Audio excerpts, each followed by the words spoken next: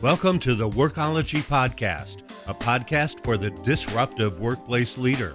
Join host Jessica Miller-Merrill, founder of Workology.com, as she sits down and gets to the bottom of trends, tools, and case studies for the business leader, HR, and recruiting professional who is tired of the status quo. Now here's Jessica with this episode of Workology. This podcast is powered by ACE, the HR exam, and Upskill HR. These are two of the courses I offer for certification prep and recertification for HR leaders. Before I introduce our guest, I want to hear from you. Please text the word podcast to 512-548-3005. Ask questions, leave comments, and make suggestions for future guests. This is my community text number, and I want to hear from you. You know, the landscape has changed a lot over the last 3 years when it comes to the workplace. I am a member of the workplace, but I'm certainly not an expert in that. I love to hear from others and get insights into what the future looks like from experts like my guest today. Today, I'm joined by Edie Goldberg. She's the founder of Goldberg Associates and author of The Inside Gig. Edie has specialized in human capital management and organizational development for 30 years. She focuses her practice on designing HR systems to attract, engage, develop, and retain employees. Before starting her own company, Dr. Goldberg worked for Towers Perrin as the global thought leader in career management, succession planning, and learning and development. She also co-led a talent management initiative which produced groundbreaking research on employee perceptions regarding what attracts and retains them, as well as the development of a process to help companies attract, retain, and engage their workforce. Edie, welcome to the Workology Podcast. Thank you so much for having me. I'm excited to be here with you. I didn't know all this about you. I mean, we've known each other for a while through social media and different things, but I love that the thought leader as career management, succession planning, and L&D. And now it's like, okay, it all makes sense to me with the book, The Inside Gig, and the work that you do. I have to tell you, I am having the time of my life. It's kind of like the stars are aligning, and my background and expertise and interests are all aligning around kind of what's happening in the world of work. And so for me, it's a really, really exciting place to be in the field of HR and helping companies to attract and retain talent. Agreed, because we are having problems in all those areas. And now the workplace is completely shaken up with so many of us being remote or hybrid and all the different things. Absolutely. It's a whole new world out there. We need new strategies, and that's kind of what I love to play in. Well, let's talk about those things. Before we get started, talk to us about your career path and what led you to the work that you do now. Okay, that's a great question to start with. My academic training, you said Dr. Goldberg. I'm much more casual than that, but I do have a PhD in industrial and organizational psychology. So that's kind of where I came from academically. I've been a career consultant. I started with a boutique consulting firm that really focused on assessment and development early in my career. Then I went to Towers Perrin, large global management consulting firm. Shows you how long ago I was there. It's had like 3 names since then. And I was their global thought leader in the human capital practice and in some specific areas. And I left Towers over 20 years ago to start my own business. And I really focused on both talent management and organization effectiveness. But I think the real pivotal thing, you asked, kind of my work today. My real pivotal experience was back in 2015. I got involved with a group of colleagues, and this was mostly chief HR officers, some academics, some other HR thought leaders, to form a group which was originally called, the future of work or the future of HR. And because so many people had things called that, we decided to call the group CREATE. CHREATE, which stood for the Global Consortium to Reimagine Employment, Talent, and the Enterprise. And the CREATE was really created to, excuse the double word there, to address how HR needs to develop to kind of meet that changing nature of work, and what kind of tools and new processes do we need to address the future of work. And that experience, kind of having this, it was a 3-year project for us, but having this deep dive and really thinking about where is work going, what are going to happen to organization structures, it really informed all the work that I do to help companies today reinvent their practices to address both the changing nature of work and employee expectations. Fascinating. I love hearing kind of the origin story of people, because I think, to me, it is really interesting. No person's journey into human resources is the same, really. It's truly unique. And I love the academic background. I think we need more data, more research, more numbers to help drive HR. It's not all feelings or gut instincts. The data needs to be helping to drive what we do. It's so funny that you say that, because many of my colleagues will come up to me and say, I always start with the data. I always start with the facts. And that's kind of my background as a researcher. I love that. But I'm very practical, kind of oriented to execution. So it's a nice combination. It is. And it's the opposite of how I think most employee HR situations go in the real world. It's feelings first. Right. I am so tired of John. I need to get him out of here. And then it's like, wait a second, let's stop. But I think it's a great balance that we need more of. Absolutely. I want to switch gears a little bit and talk about the book, The Inside Gig. I'm going to link to the book in the show notes over on workology.com. Tell me what inspired the book and who is the audience intended for with the book? So interestingly, I just told you about the CREATE project. The book was really an outgrowth of that CREATE project. One of my colleagues who was on the CREATE team with me was Kelly Stephen Weiss, who at the time was the CHRO for a company called Here Technologies. And she wanted to help her company be more agile and upskill people in the flow of work. And so she said to me, Edie, I need somebody to completely rethink my talent operating model if we move to this more project-based way of thinking about work. Can you help me? And I said, of course, sure, that was so much fun. And the project was such a huge internal success. They estimated their cost savings in the first year of implementation to be $14 million.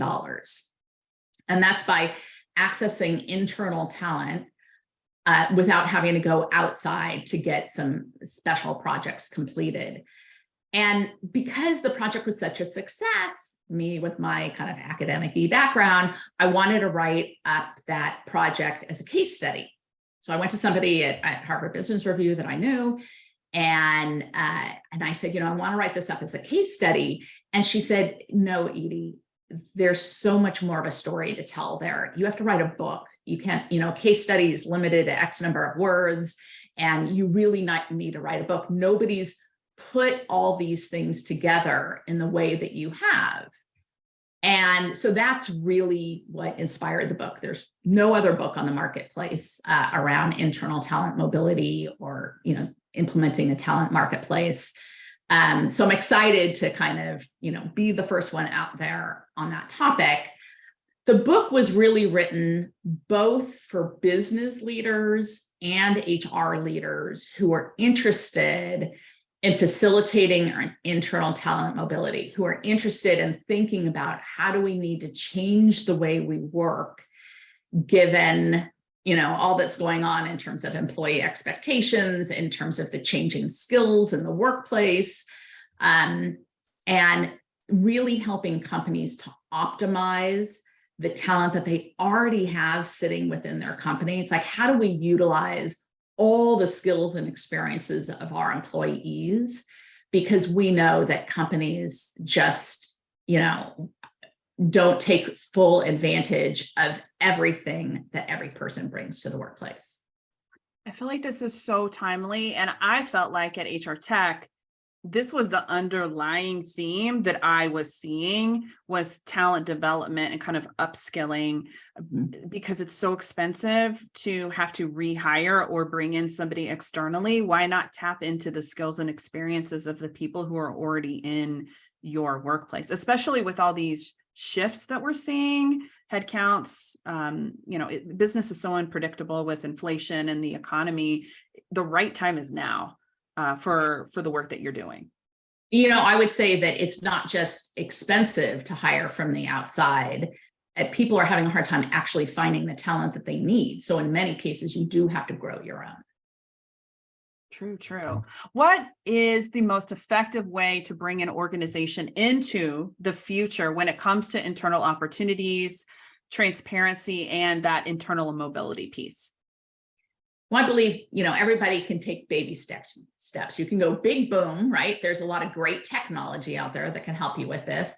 But I have a lot of clients who are doing things as simple as posting, internal project-based opportunities on their company's SharePoint or whatever, internal system that you have. Somebody has it on their Workday, system where they post their internal gigs. I love that they're calling it that.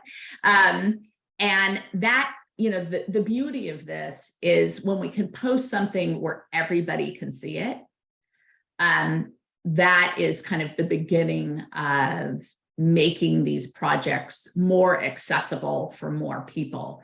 Now, when I talk about making projects available to people, most managers kind of get their feathers kind of up in a ruffle and they get really nervous. Like, you can't take away my employees. They have a lot of work to do. Like, they have their core job responsibilities.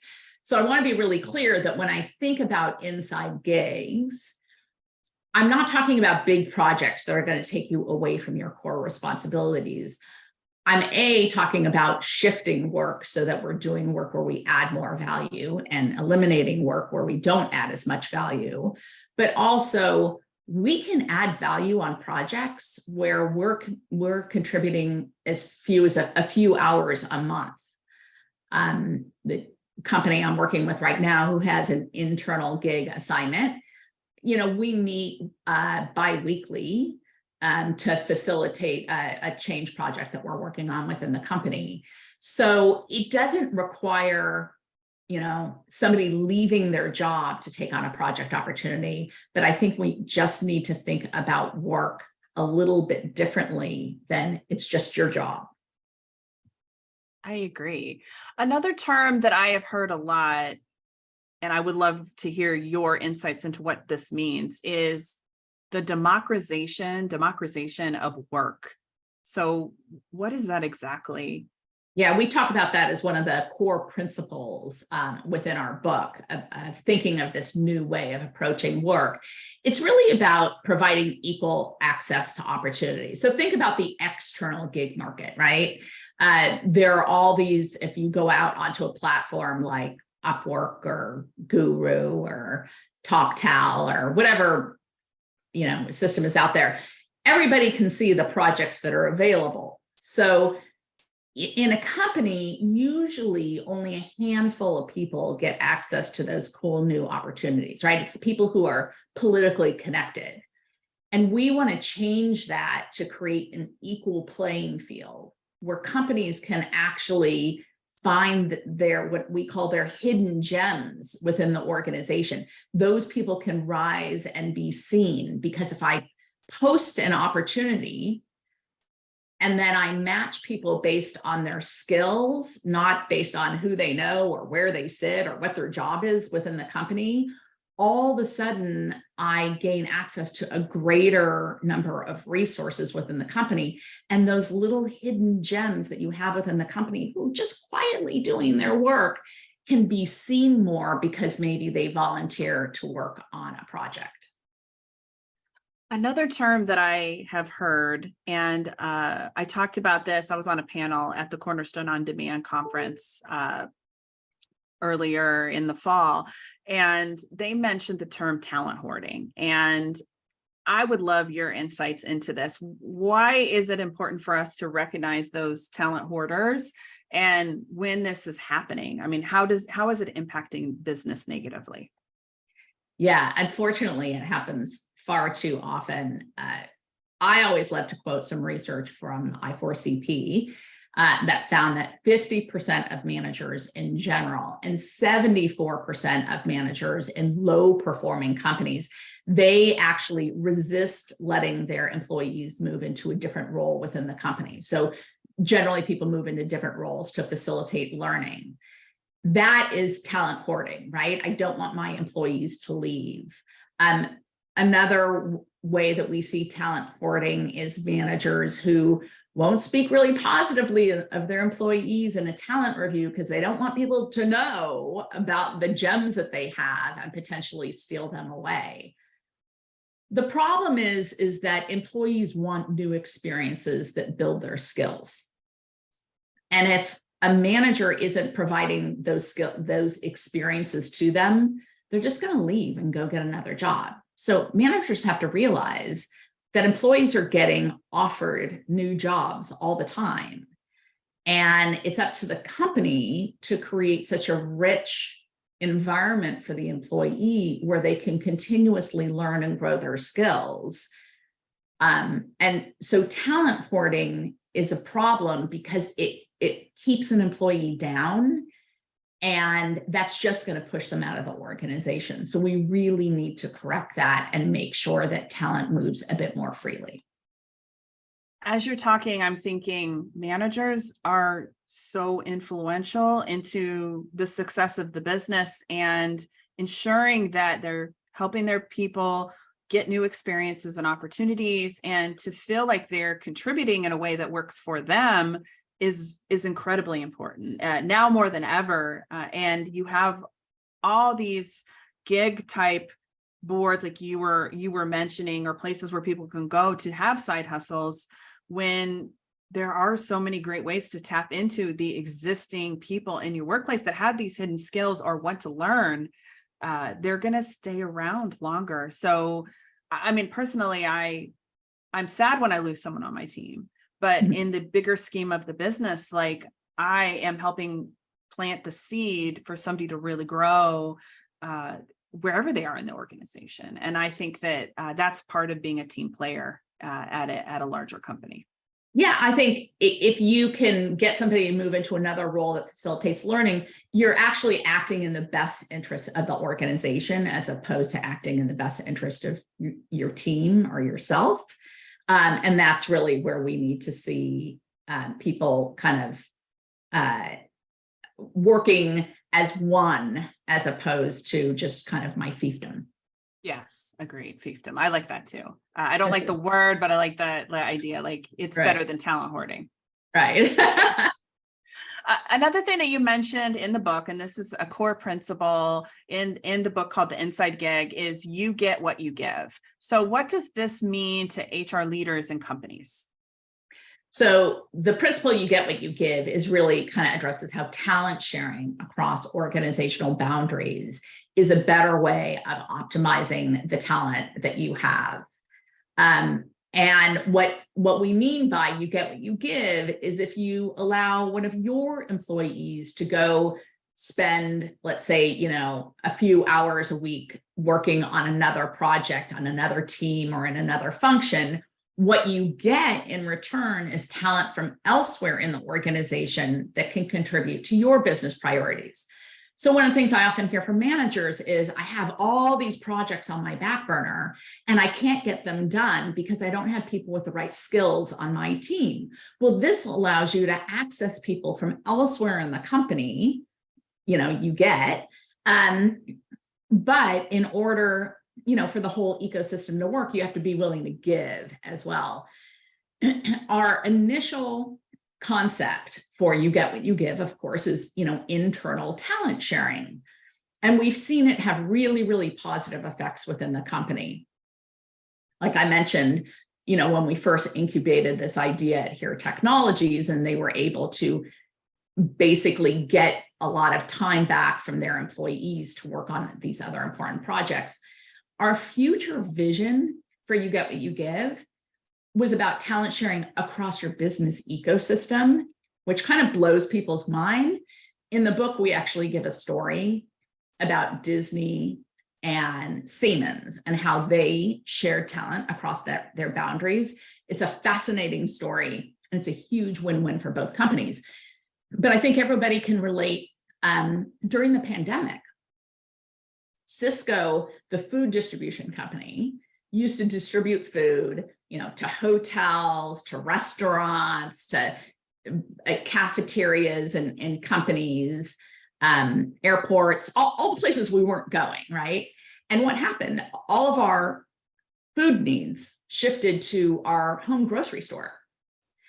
And so the local grocery store was having supply chain challenges getting stuff out there.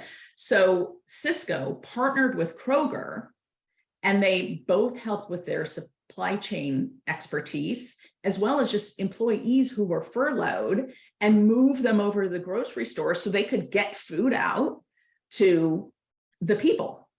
And it was a really great example for me of sharing talent across boundaries. That was a huge win-win for everybody.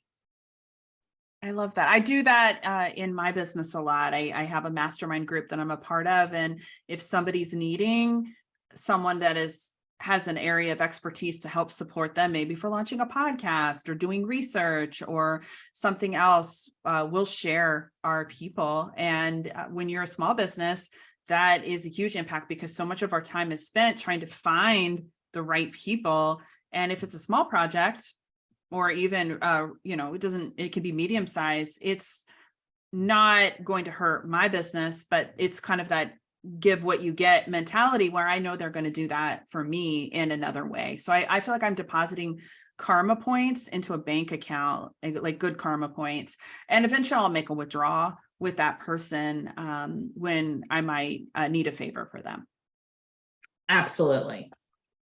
Let's talk about maybe mistakes, because I want us to think about, as an employer, as an HR leader, what are some things that are maybe some of the worst, so that we can paint the picture maybe for the executive team in terms of what could happen, or here's an example of something that has gone wrong. So what is the worst mistake you see companies make when it comes to setting a workforce up for future success?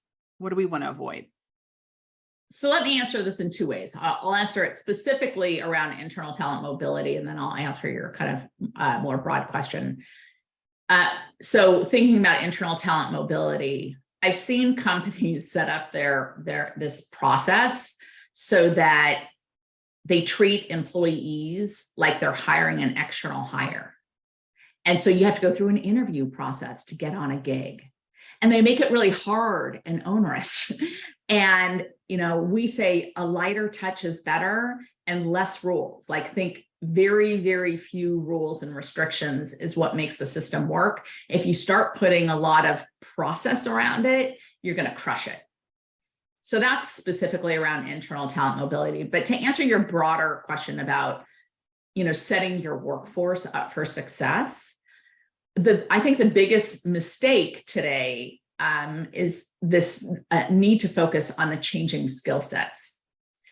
You mentioned this when we first started talking. Companies need to invest more in training the talent that they need. The research, and I've seen this in multiple places, says 69% of companies cannot find the talent that they need to explicitly execute on their business strategy. So, and right now, I think there are 2 job openings for every 1 unemployed person. Like, that's a problem.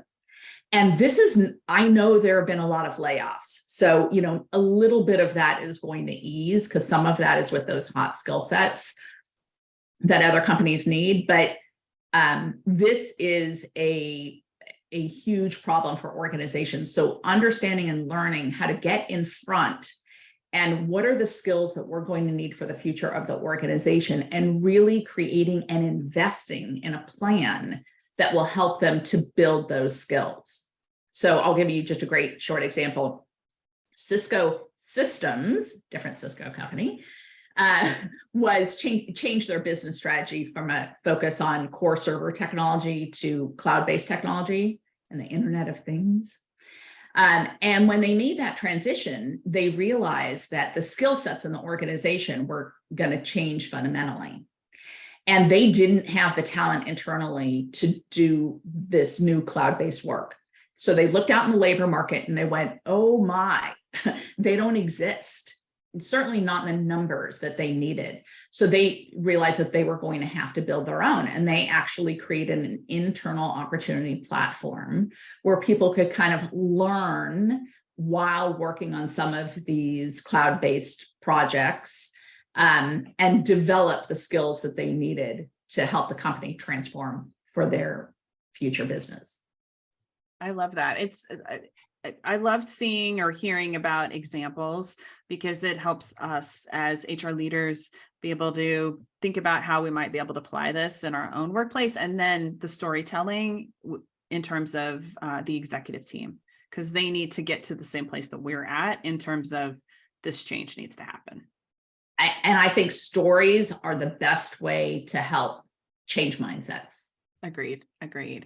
Another term that I am hearing a lot about, and I would love to get your take on this, is talent marketplace technology. I mentioned HR tech. There was I felt like the underlying theme was about internal talent, mobility, but talk to us about what talent marketplace technology is and what defines it. I have absolutely seen an explosion of interest in this new kind of technology. And I think that's what you saw at HR Tech. When I first started working on this concept, no technology existed that could do this. So it's fascinating to see, how many companies are trying to build these new solutions. Ultimately, it's usually a SaaS-based platform, so a software as a service platform. But the core of what makes a talent marketplace technology is that they use artificial intelligence to quickly and accurately match the skills needed for a project compared to the skills available in the company. So earlier I talked about the democratization of work, and this really helps democratize that work, right? So I refer to these talent marketplace platforms as equal opportunity platforms, because now those opportunities are available to everyone, not just the chosen few, right? In the past, we've always asked employees to tell us what they're good at, right? Or what they're interested in learning. And so our skills inventories that we've had have focused on that. But today, artificial intelligence allows us to understand kind of the whole person and even beyond just what people say about them. So as scary as this is, it's possible today to actually scan your work files and identify what skills you've demonstrated through your work products. But for me, the most exciting development with these new technologies is that they can infer what skills you have or could easily develop, because they can connect what we call a skill adjacency. So you've probably heard when they're talking about talent marketplace technologies, a skills ontology. And that's this connection of data points of, if you have this skill, you can quickly learn that skill. So an example, if your company's really into agile software development and you're a Scrum expert, and somebody in your company is looking for Kanban workflow expertise, it turns out that Kanban and Scrum are really similar skill sets. So even if no one in the company has Kanban workflow management methodology expertise, you could take a Scrum expert and quickly upskill them to do that work. So that to me is what's the most exciting about these talent marketplace technologies, but really just fundamentally think about it as it's a new tool to match existing projects or roles to the people in your company, to the skills that they have. Again, when I was at the Cornerstone On Demand conference, we talked a lot about talent marketplace technology, but share with us if you have like a short list of maybe some companies that are in the talent marketplace technology kind of segment or vertical now. So if you will, the market leader right now is Gloat, probably followed closely by Fuel 50. And then, Workday is working on implementing something within their product. You see, I think Lever may have something within. So a lot of talent acquisition platforms are starting to develop this within their Phenom. People I know has something Eightfold AI. I mean, you're going to call your company AI. It's, it's the perfect place to do something like that. So those are some of the, I think, big name companies, but a lot of people are starting, a lot of both core HCM products, HRIS products, and talent acquisition products are starting to develop this capability. This gives you kind of like a little checklist of companies. Another one that I have been impressed with is Rejig. They're an Australian-based kind of AI internal talent mobility technology company. But as people are like, oh my gosh, I've never heard of this. Where do I go? Here's a little checklist of companies maybe for you to get started. But there are new ones and old guys that are changing and evolving and adding these resources and AI all the time.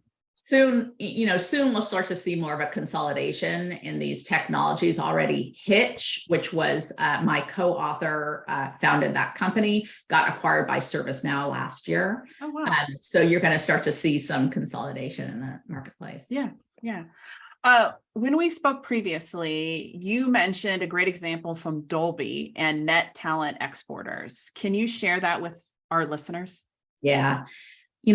Dolby, magic of the sound that they create, right? They've got a lot of brilliant engineers within the organization, and they knew that they were sitting on a pot of gold that they just simply weren't taking advantage of as much as they could. So they implemented one of these, inside gig platforms, and they said to their employees, if you have a little bit of time, give your expertise elsewhere in the organization, because they know that these people have deep skills in multiple areas and they can probably contribute to other projects. But, there's the one thing to get an employee engaged in doing that. People like it. There's nothing to let get a manager to let their employees go do something like that.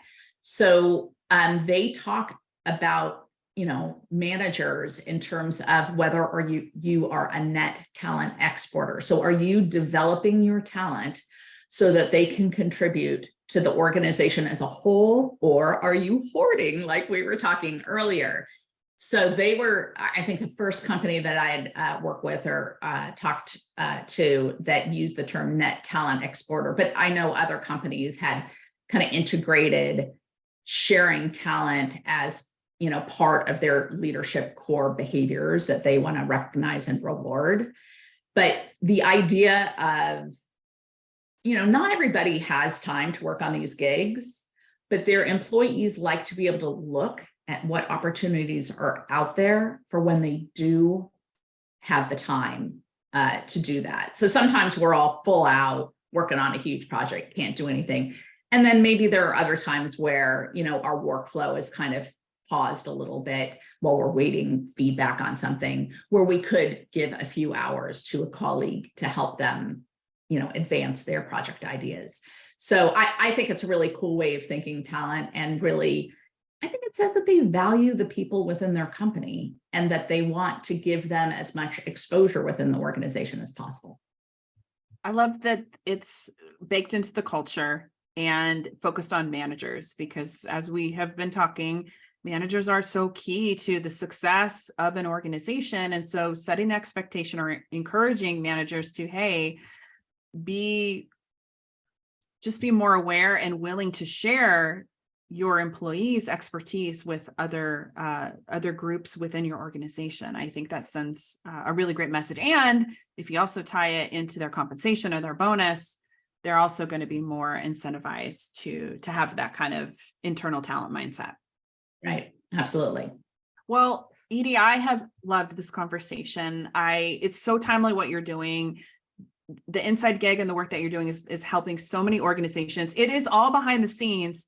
These are the things that employees don't know we are doing as HR leaders. They just see the layoff announcements. They see the things happening, the changes in benefits and strategy, maybe communication, but they don't see things like this. So we truly are, and the work that you're doing is really like secret superhero type work that's impacting the organization. Where can people go to learn more about you and the work that you're doing right now? They can check out my company website, which is www.elgoldberg.com, Goldberg, and obviously read about the Inside Gig. And there is a website for the Inside Gig, www.theinsidegig.com. So pretty easy to find. Awesome. Well, we'll link to all those things on the transcript of the podcast over on Workology.com. It'll include Edie's LinkedIn and some other social media resources, as well as a direct link to the book, because I want you to pick it up. If you are, I think we all should be thinking about how we can improve retention and engagement and productivity in our workplaces. And so the Inside Gig is a great starting point. Maybe for your entire executive team to really kind of wrap their head around the process and thought of internal talent mobility and what we can really do to make a difference in our organization. And just to link back to what we were talking about in the beginning around kind of the changing nature of work, the whole front part of the book is really about kind of the fourth industrial revolution and how it's fundamentally changing our workplace and workplace expectations. So it's a great kind of future of work, if you will, book. And then it gets into the talent mobility piece. Perfect. Well, pick it up. Thank you again, Edie, for your time. And I appreciate you being a guest on the Workology podcast. Thank you, Jessica, for having me. Appreciate it.